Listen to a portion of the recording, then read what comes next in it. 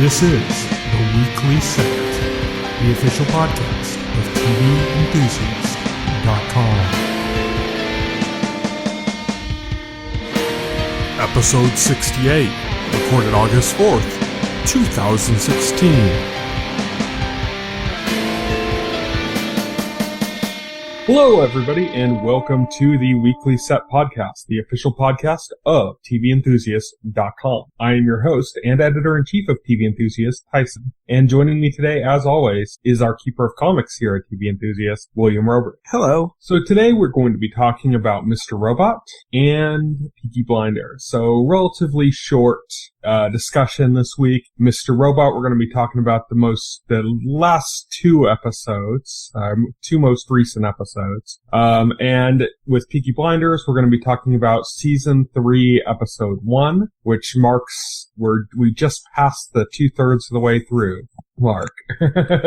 One season left and we started on it. So, we're gonna talk about that as well.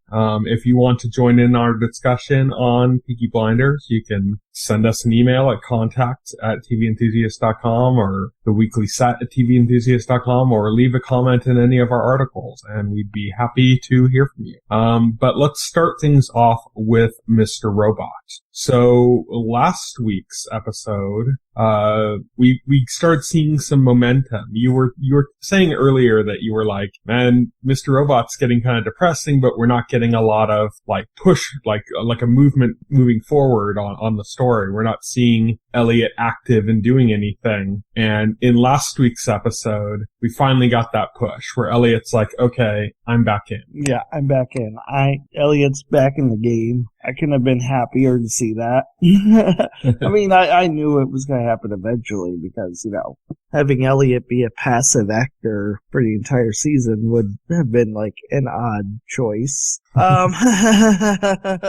This week's episode was a lot more active than last week's episode, but there are two things I wanted to address about last week's episode before we move forward. Okay, yeah, go ahead. One is the horror movie within a movie or within a show. I really love it because they have been incorporating like all the framework of a horror film, like the way it's shot, the way it's paced, and then like, using the music in the background, the music, the way they build suspense, and like there's even like blatant jump scares. Like last week's episode had just this blatant horror movie style jump scare. It was the scene where Darlene's walking and it looks like she's being followed. Mm-hmm. And, and it's the suspense is building and building and building, like very Hitchcockian, and the suspense is just building and building and building. And then all of a sudden somebody jumps out in front of a car. And at first you think it's significant, but it's just nothing. It's just this jump scare, to relieve that tension that they have been like, at that moment, it's so tight, the tension is so tightly wound. When they throw that at you, you can't help but just jump. Yeah. And it's like, oh, Jesus. Why did you do this? Oh, man. So, that is very much. I just love the opening scene itself where you find out kind of like the origins of the mask. I thought that society uses. I thought that was kind of cheesy, but then I realized I think that was meant to be as cheesy as it came off. Well, yeah, it was put together like this horror film kind of thing. Yeah, it was put together like this horror film kind of thing. I say it's cheesy because it's like Elliot puts on the mask and then he becomes Mr. Robot, and it's like.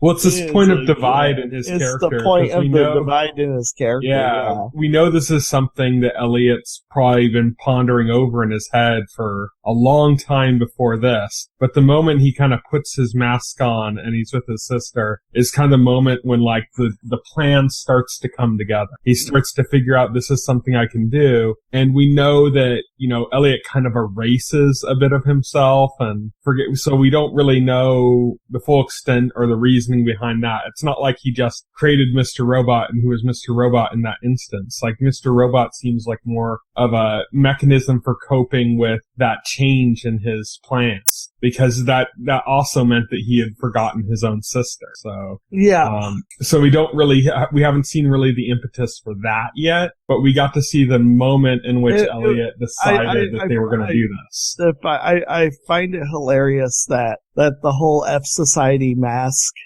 comes from this cheesy as fuck horror film that they were just watching. It's kind of a wink to the Anonymous thing, because the Anonymous mask is, of course, the mask from V for Vendetta. Yeah, that's true. Yeah, it is a link. You're right. The mask and everything, that's a wink and a nod to Anonymous. Yeah, because they took that V for Vendetta mask and, like, really made it their identity, you know, like the identity of their movement. And that was obviously a huge inspiration on Mr. Robot and its presentation of F Society with the mask and stuff. Yeah. So that was really cool. I really liked that. I loved the music and the way, just like the first, especially just like right up to the title card of last week's episode. I really dug that. Like a horror film, and yeah. I was like, is this a real movie? I want to see this movie now.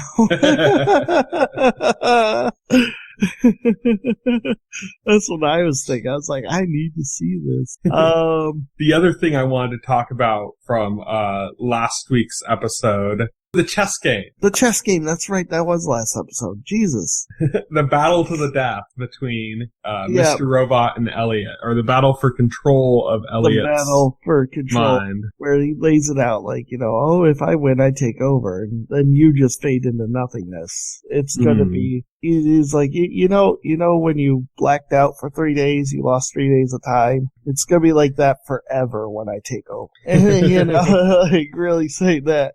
It is like, but you know, it's a ruse, because what Mr. Robot realizes that Elliot doesn't realize is that they're the same mind, and occupying the same mind, they know what moves each other is going to make before they even make them. And the key to chess is, you know, outthinking your opponent, you know, thinking moves ahead of your opponent. Elliot can't think moves ahead of himself, obviously, so the only logical conclusion is that you get a stalemate. Mm-hmm. And, you know, they go like 3 games that just keeps happening, ending as stalemate, and that's what Elliot realizes, and Mr. Robot reveals, you know, that was the point of the chess game. Is to get Elliot to basically accept Mr. Robot as like a part of himself. Yeah. Just, you know, stop trying to avoid or hide from the situation. Right, exactly. Just kind of to go back in. And that's when he reveals at the end, after Darlene finally reveals to him about all the shit that's been going on, he's finally like, okay, I'm gonna hack the FBI. Yeah, that was another part. Like, I thought that sounded like so cheesy too in execution. I'm gonna hack the FBI. I love how this show just like just plays around with like all these tropes and everything, even like dumb Hollywood hacker tropes, like, you know, I'm gonna hack the FBI. You know, I think that's like kind of like a wink and a nod to, you know, like this dumb Hollywood hacking like type films where like we're like, but at the same time, we're like tension that comes out of it. There's a real tension, you know. It was a weekend nod to that where characters just declare something like that, something like totally ridiculous, but you know they're gonna do it because they're like so awesome. But there's a real tension that comes out of it. I think the new episode that aired, you know, this week's episode, you know, it opens with him like furiously hacking away, you know, and he's talking about logic bombs. Yeah, you know, that's the name of the episode, Logic Bomb. And he's gone to Craig Robinson's character and said that he's going to work with him on his help him on his website. Yeah, help him on his website. Migrating the data. And we know now that he's doing that partially as like a cover for his own activities and hacking the FBI, because he wants access to a computer terminal. He can't go back to his place. And so he's kind of like killing two birds with one stone. Yeah. As he gets involved in that, of course, things start to kind of go a little awry in this situation. And, he ends up needing the support of the old tech that Craig Robinson's character was using. And they bring him in, and through him, Elliot finds out that, well, they make a pretty, obvious reference where like when he's typing in, after he types in the Tor address, which by the way, Tor is like a real thing, and they I know realistically. But, I know exactly what Tor is. So they handled that like exactly, including like just the way like a web address would look and everything about that. And I actually wonder if anyone's checked out that Tor address. Oh, geez. I hope not. No, because they typed in a straight up time. Tor address, so I gotta imagine it's an Easter egg that they probably put up. They probably put up a real Tor site. They probably, yeah. It's like like a promotion for the show. I don't know. That's just asking for the FBI to get involved in it. No. But anyways, he finds out that the guy ends up putting in like the username for him to access that site as Dread Pirate Roberts, which anybody who's followed news about Tor and stuff would know that Dread Pirate Roberts is actually the name of the character in The Princess Bride, but was used by a hacker who set up the Silk Road on the Tor network, which is like a place where you could find, illicit goods and services. Yeah. So here's something interesting that I found out. Mm-hmm. Or maybe, actually I might have changed my theory, but there's something interesting I found out this episode, that this seems to slightly take place in the recent past. This show. And the reason show itself or this episode? The show itself, I think. Mm-hmm. Well, because the episode chronologically follows the rest of the episode, so I can't say the episode itself takes place in the recent past, because it chronologically follows the events after all the events that came before in the show. So I have to conclude that the show itself is set slightly in the past based on the scene where, oh god, what's her name? Elliot's friend there, the blonde. Yeah, I know who you're talking about. Angela. Yeah. Yeah. Well, anyway, she walks into this bar to confront her old boyfriend. And what's on the news but the Supreme Court decision on gay marriage. And it says live, it says landmark, it says a big news broadcast says gay marriage legalized, Supreme Court decision, That probably would have been around when they were filming, so I don't know if that's just straight, like, a filming incident that ended up occurring, or if they're actually playing on that. How long ago did that happen now? Well, that was last year, I think. Would they have been filming this episode like last year? Around that time? I think maybe. Maybe? Yeah. I just thought it was odd considering when it's airing, and usually I think there's consideration given to like when stuff is gonna air. There's a lot of attention to detail in the show. There's a lot of attention to detail, so like that could be the case. That could be the case. I just thought that was odd. That stood out to me as odd because I'm like, why is that on the news in this scene? I'm like, that happened like a year ago, and I'm like, wait a minute. Is this in the past? Are we in the past here? You're blowing my mind here, Mr. Robot. So that's just something I noticed. It's really a time travel show. Yes, you're like, yeah. Speaking of time. Yes. So, we got to see the FBI agent again. Our lonely FBI agent whose best friend is Amazon's Alexa. Yeah, I know. She's kind of, working in the E-Corporation building, finding areas that were, exploited by F Society to get in. She's noticing things. They end up taking a trip to China, to deal with, because the hack happened both in China and in the US, and that's why they needed the support of the Dark Army, which, the hacking group from China. And in doing so, they go there and they meet China's, Minister of Security. who it is. It's our favorite little time hacker. It's the White Rabbit. You're not dressed in drag. Yeah. But yeah, so the White Rabbit's there, talking to the FBI, basically saying sure to all of their demands. Like, they're like, we want access to the, E-Corp, servers. Sure. We want, to see all of the server sites. Sure. And then they say, and this next one's a little bit delicate, and then our new FBI agent friend just blurts out, the Dark Army. We want your records on that. And there's like a little tense scene where the White Rabbit just stares at her. Yeah. And it's just quiet. And he's just looking at her. And then he's, sure. Yeah. The White Rabbit's the China's Minister of Security. I mean, it doesn't get more insecure than that. So he agrees to that. He says, you'll have to come over. We're going to do a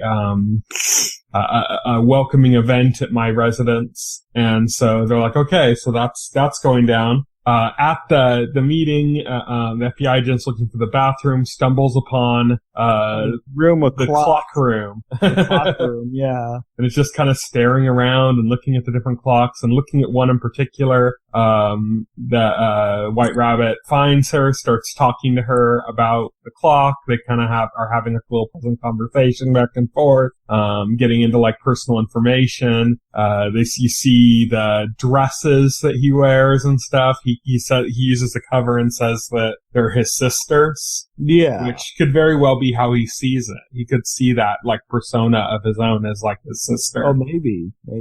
For all we know. But he's showing these dresses to her. He shows them a piece of artwork he has that was awesome. It was very odd, I thought. The way he just gave her like this private tour, like showing her the dresses seemed to be like he was revealing a part of himself, like, you know, like making himself vulnerable in a way to her, which was it. I found that like very interesting, like what his angle was there. Everything that character does, I find interesting. Yeah, true. He's a fascinating character. Very fascinating character. Yeah, he even brings up like the idea that there's an alternate reality where this hack didn't happen. You know. And do you wonder where we would be in that reality? That reality, yeah. Again, so that was really fascinating. Staying with her, probably like the biggest what the fuck moment of the episode is they're back at the FBI offices and suddenly shots start ringing out and basically, oh my god, that just happens out of nowhere. That's like people. She's just with her FBI friend, right? And they're talking, and everything seems normal. And then, you know, and then all of a sudden, bam, her friend's dead. People are just dying left to right. It is insane. Like, she dives for cover. She's kind of got herself in a position of cover. You're like, okay, they're not showing the shooter. Goes around, finally the shooter walks out in full, like, you know, gear. Like, this is not like some shooter, just some random spree shooter. This is someone that's totally geared up and, wearing, body armor and it's like a ski mask. This is like a hit team. Yeah. And, she shoots one in the leg and she's going back and she's trying to get another shot at him and she looks back out and she sees him put a gun to his own head and blow his brains out. Yeah, so you know, it's serious, like. And then a second gunman walks out, armed as well, so there's multiple gunmen in this situation. Well, we cut away from that, so we don't even know how that situation resolves itself, because we cut away from that to Elliot being abducted out of his bed, dragged into the street. Well, before we get to that, we need to address that he discovered, the site. Yeah, he discovered the site.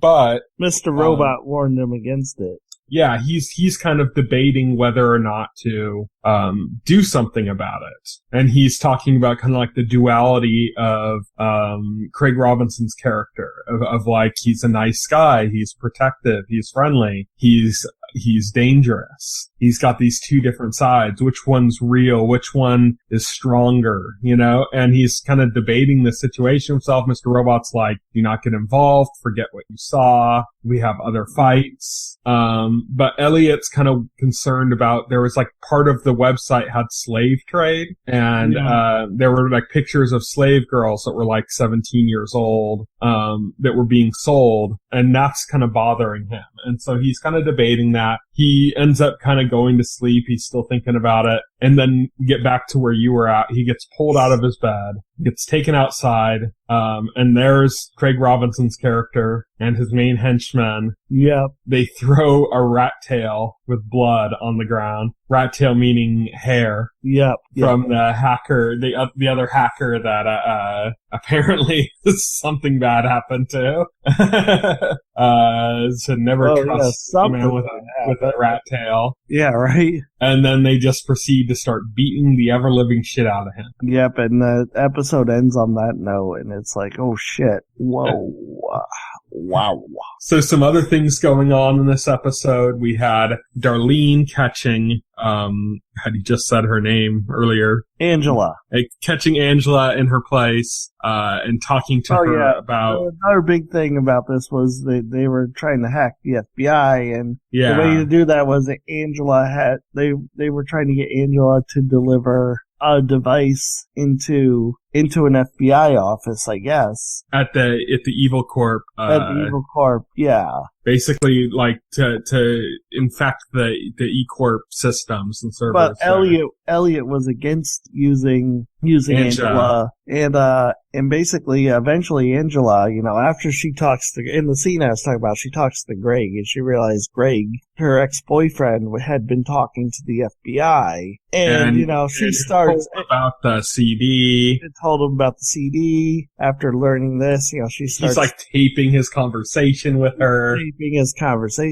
So she starts fearing, that, they're closing in on her. So she unilaterally decides that, she's gonna do it. And despite Elliot's protests, she knows that, that's her best shot at, she wasn't going to do it first because she worried, like if they caught her, it'd be over, but now she knows they're on to her anyway, so like she explained, she's backed into a corner. She's like, she could do this and get caught, or she could not do this and still get caught anyway. Yeah. It doesn't matter. So she might as well take the chance where if there's a chance she could do this and wipe all the evidence they have and not get caught, then she's going to go for this. And this seems to be, this part of the storyline kind of leaves off there and seems to be the setup for next episode. Yeah. So we have Elliot in a bloody heap in front of his apartment, and we have the FBI, slaughtered basically, except for this one agent, at least as far as we know. And we have Angela getting ready to deliver this device. Yep. And so those are kind of the main kind of points leading into the next episode. So, yeah, Mr. Robot continues to be good. Stuff is happening. Wait, one more thing. We got some time with Joanne Wellick. Yep. Yeah, Joanne Wellick. Yeah, that's right. We got some time with her. The guy that she was using, he became too much of a liability. She had him killed. That's the guy I think that actually gave the CD to the... Was it? No, it wasn't. I thought it was, because it wasn't the same guy she was sleeping with. No, not the same guy, but it wasn't the guy who gave the CD to Angela and her boyfriend. That guy was the guy who was like Darlene's boyfriend. I'm not sure, but so anyways, this guy, Joanne has him killed because he's become a liability. Yeah, because he's a liability. It's creepy the way she does it too, because it's like she has him paralyzed so that he can contemplate his own death or something. He can, she's like, as a favor to him. She explains it like it's a favor, like she's doing him a favor, like he died with answers. We let him have answers as to why this is happening to him. Because she explains if you just shot him, he would die instantly and not know. But this way he knows. because, you know, it would be monstrous for them to kill him without him knowing or having answers as to why. Which just shows kind of like a little bit of her twisted logic. Yeah, like that would be cruel. That most people would rather just be killed quickly and, you know, not have to worry about it. Having him die suddenly and unexpectedly would be cruel. This is much more humane. I agree. You know, she's like, yeah. It's like, wow, she is like, you know, she's just a psychopath. You know, like her husband. Yeah, like her husband. You know, probably more than her husband. Yeah, more than her husband. Yeah. Speaking of her husband, we still haven't seen him this season at all. She receives a call. She thinks it's from him. He receives a call. She thinks it's from him. Yeah, we still haven't seen him. We heard his voice. We know he's still alive. Well, Elliot heard his voice, so we have no idea. That's true. Elliot's not exactly a reliable narrator. But when she receives this call, she thinks it's him. She's trying to get him to talk, to say anything. Then you hear, like, sirens outside of her apartment, and she hears them on the phone as well, which means that he'd be like right outside, basically. So she goes running outside, doesn't find him. That's that. Yeah, that's that. So who knows when Tyrell Wellick will make his grand return to the show. They're probably saving that for closer to the end of the season. Mm-hmm. But yeah, A+. This show continues to be amazing. Wow. Yeah, can't wait for more. This season was actually extended a bit. It was originally supposed to be 10 episodes. They added like another 3 hours, I think, to it. So yeah, they extended the season. I'm not sure if that means there's more episodes because they referred to it as hours, and some of the episodes, like last week's episode, was an hour and a half. You know, rather than a traditional, regular hour-long episode. Yeah, it was longer. So, and they've done a few of them like that. So I don't know if the extra time is referring to extra episodes or more just the extra time because of the edits, of the show itself. But that's Mr. Robot. Now we're going to move on to our show club discussion of Peaky Blinders, the season 3, episode 1. And in this episode, we see a little bit of a time jump. Well, we see before the time jump, the last scene of the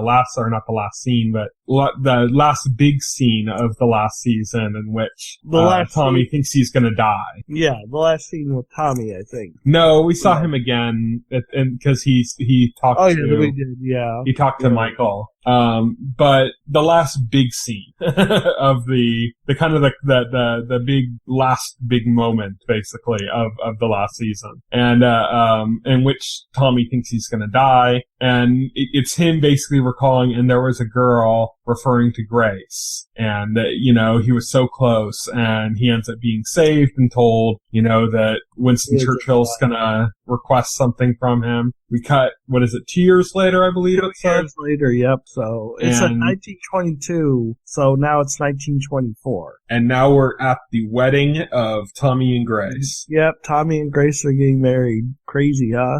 Yeah. So I moved around in my show notes a little bit. I moved Grace up to the Shelby family section and changed her last name. Grace Shelby. Yeah, Grace Shelby now. Yeah. And they have a kid as well. Yeah. She was already pregnant. Yeah, that's true. So yeah, she has the kid now, and they have a really huge house. Very nice house. He's doing well for himself. It's a very nice reception. There's tension because, her side of the family, which is like all military. The important thing is that they're Irish military. Yeah, they're Irish. Only hint at it at one point, but they say it very quickly in like a throwaway way that the Irish military didn't show up basically on time, like they kind of took their time getting to a certain battle. Yeah. And so that's why they're so angry. So that's why there's so much tension between them. Yeah, because they, having served for the British Royal Military, they hate the Irish Royal Military for being so slow to show up. Right. And kind of blame them for some of their losses. They show up in their uniforms, which is a huge point of tension. Yeah, they were not supposed to do that. They were not supposed to do that. But they kind of like, I guess they just did that as kind of like a fuck you, you know? Yeah. It's like, yeah, that was a huge thing. So there's this tension. Thomas is trying to keep things controlled. He goes and takes all his Peaky Blinders down to like the, around where the kitchen is, I guess, and is like, do not start fights. Do not start fights. Do not do shit. Do all the shit that I know you do, that I know you love to do constantly. Don't do that tonight here. You know, basically. So basically, yeah, he gives them all this big pep talk. You know, but the main thread of the episode is the stuff that Tommy is involved in now. The stuff because with Churchill. Winston Churchill. Involving a Russian party crash. It's going down at his wedding. You know, it's like, of course it has to, right? And he is none too happy about it. He is none too happy about that. But yeah, there is a Russian party crasher, and Tommy has to make sure, first he has to find out who this is, and then after that, you know, figure out what to do, where to go from there. He's asking for his money. He said it's supposed to be money upon delivery, or upon the start of operation, and the Russian guy's like, no, the boss only trusts family with money, and he's sending the Duchess. She'll be here then, or whatever. Yeah. Tommy ends up sending the police forces to control to pick her up. That all happens during the span of his wedding as well. They confront the Russian, and they ask him for a name, and he gives a name. Mm-hmm. And then they kind of back off, but when Tommy picks up the Duchess, Tommy reveals that the Russian didn't give the correct name. Mm-hmm. And that Churchill told him that anybody that doesn't know that passphrase basically is an infiltrator. Yeah. And you know, and the Duchess is like, well, you know, let me just see him. And he's like, no. And she's like, well, I'm sure it's a mistake. No. He's gonna die. Yeah, he's gonna die. Like, that's it. You know, Tommy's not stupid. Tommy's not gonna let you, like, pull one over on him. He's gonna die. He gets Arthur to do the hits. Yeah. So Arthur, kind of intrudes on the Russian guy is talking to Ada, of course, because she's such a communist that enjoying a little commie discussion. They're having some pinko time. Anyways, Arthur interrupts, kind of cockblocks his sister, it looks like. Then says, there's a delivery, we need you to come. Takes him very quickly, the guy starts to realize what's going on. Yeah, he very quickly starts to realize what's going on. He has to go to the bathroom, kind of like, you know, he's looking for an out, you know? Mm-hmm. So he has to go to the bathroom. Arthur's not taking that bait. You know, Arthur's like, well, you can piss at the stalls where we're going. He ends up pushing him down the stairs into the basement. Yeah, at that point, when they have the bathroom conversation, they both kind of realize, like he's realized what Arthur's trying to do, and then Arthur realizes that he knows, and he's trying to back out, and so Arthur takes immediate action and just like pushes him down the stairs, you know? Yeah, they have a big vicious brawl. The Russian is not going down quietly. He ends up, the Russian brought a gun. That comes into play. Arthur ends up getting it first and ends up shooting him. Yeah. Only one person at the whole event seems to notice the gunshot, which is the girl that's with Michael. Yeah, the girl that's with Michael. Yeah, Michael's like, you know, Peaky Blinders groupie. Yeah, Michael.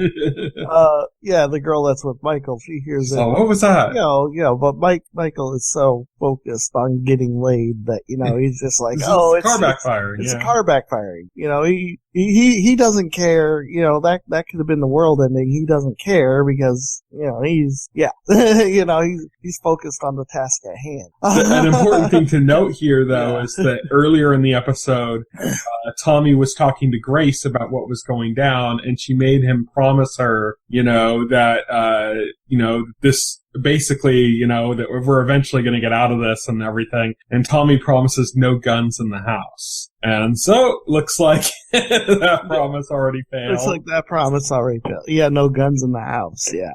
That promise already failed. So, there's already been a murder with a gun in the house. Their little, ambassador for the Lee clan that they always end up hanging out with, starts a fire, burns the body. It's actually kind of gruesome, but like not in a gory way of them kind of like digging through the remains that they burned of him. Yeah. Yeah.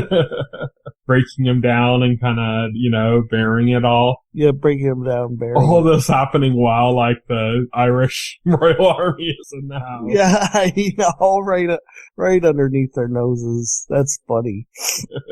No, but this is official government business. Yeah, you know. But yeah, so this is, trying to think of, what else happened that we need to bring up here. Polly, catches the attention of two men. First, the Russian, who she didn't really want the attention of, and then, another man who ends up calling on her later in the night. She's kind of reluctant to let him in. We find out later she, like, had a gun behind her door, like, you know. Yeah. Cause she was nervous. He ends up saying, well, you know how to reach me if you ever want to get some tea or something. He takes off. We mentioned Michael is just looking to get laid with this, Peaky Blinders groupie. Arthur's speech. There we go. There's another thread. Arthur was going to give the best man speech. But Tommy is freaking out about the fact that Arthur's going to give the speech. He thinks Arthur's going to, you know, go wrong and say something really stupid. Especially in regards to apparently Grace's husband at the end of last season, died of an apparent suicide, and everyone seems to think he died of an accident or something. So yeah. Both of those are probably wrong, I imagine. I have no clue what actually happened. Maybe we'll learn. I imagine he was probably murdered.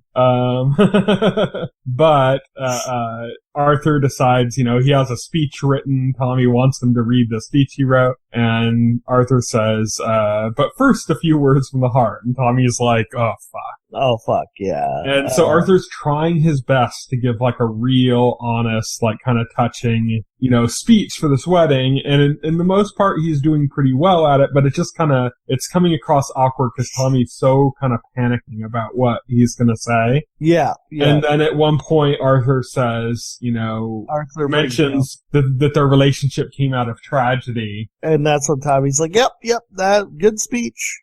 Yeah.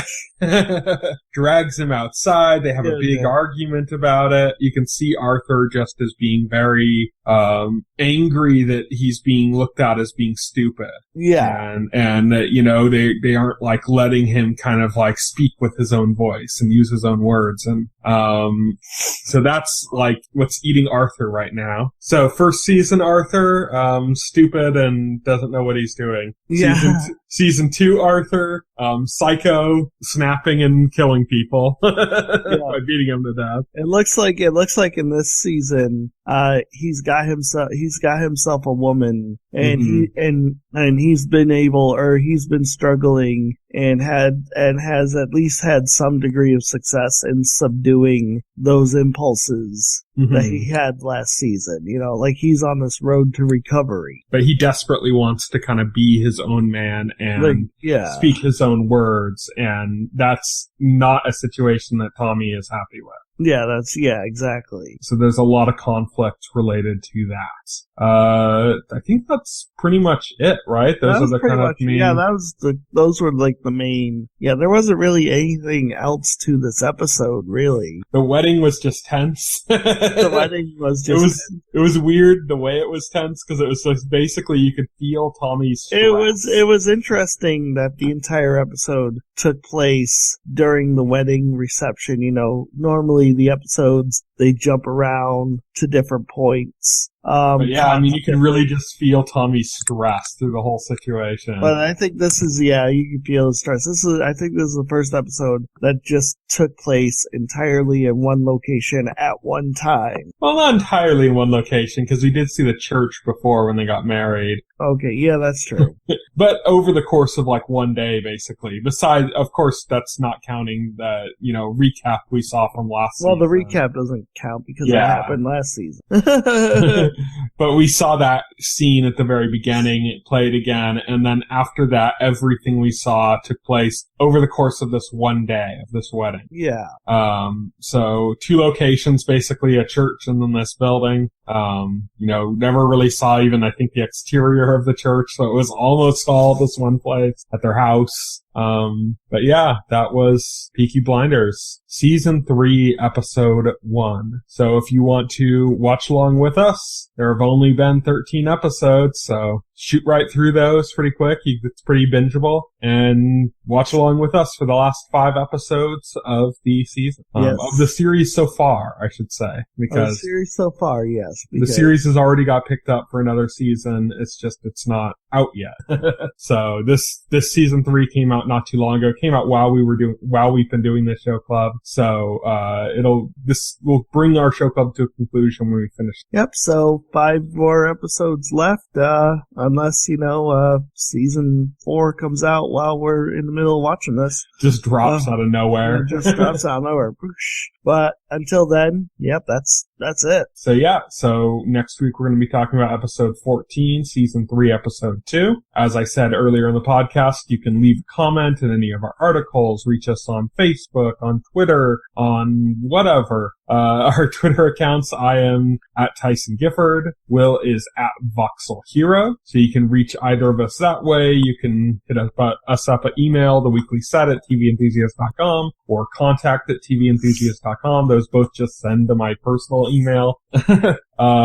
So if you want to contact us that way, just reach through those, or through our comments or through Twitter or any other means that you can reach us. The YouTube channel where these videos are posted, we'll get alerted some way or another that there's a message waiting for us. Yeah.